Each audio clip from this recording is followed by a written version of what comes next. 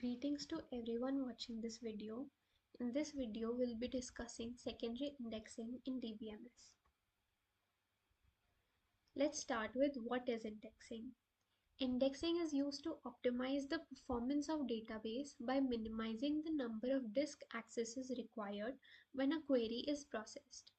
The index is a type of data structure. It is used to locate and access the data in a database table quickly. It speeds up operations with read operations like select queries, where clauses, etc. Index consists of a search key and a data reference. Search key contains copy of primary key or candidate key of the table or any other attribute that is being indexed. Data reference pointer holds the address of disk block where the value of the corresponding key is stored. Moving on to the types of indexing. Indexing is primarily of two types, primary indexing and secondary indexing. Primary index is an index whose search key also defines the sequential order of the file, whilst in secondary indexing, the index is created on fields that do not define the physical ordering of the records in the data file.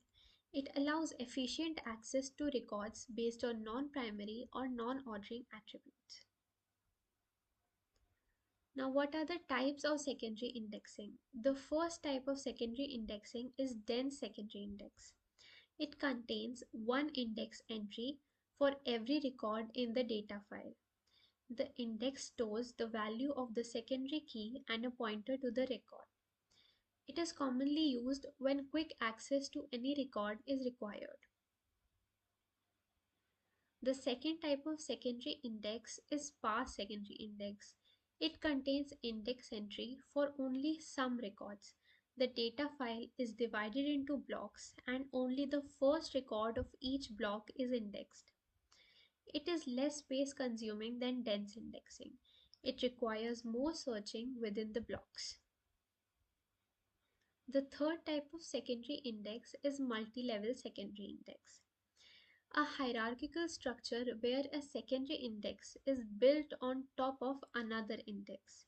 It is used when the primary index becomes too large to be searched linearly.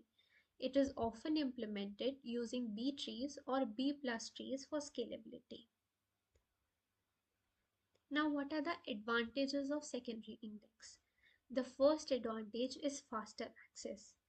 The database can quickly locate the desired records using the indexed non-key field. It offers range queries. It is better for query optimization by helping the database engine to decide the most efficient way to access data. It also increases flexibility.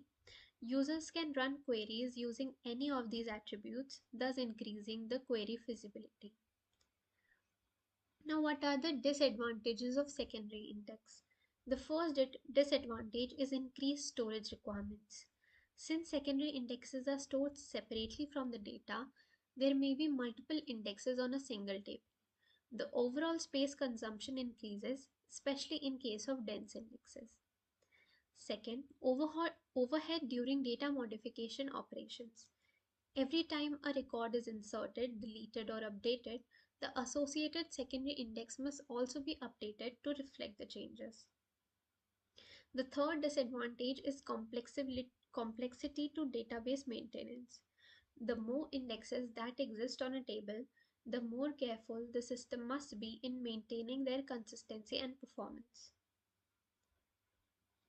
Now let's summarize what we have learned in this video.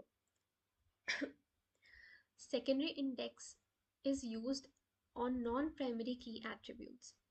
It does not define the physical order of records in the file.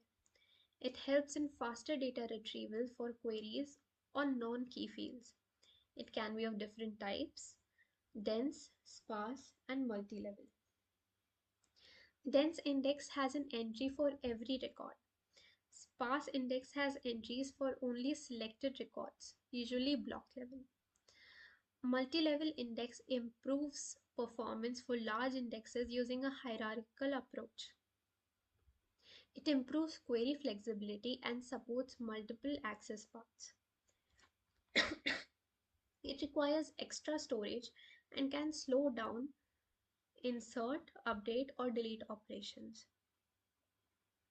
It is best suited for read heavy environments and complex search requirements. Thank you for watching the video.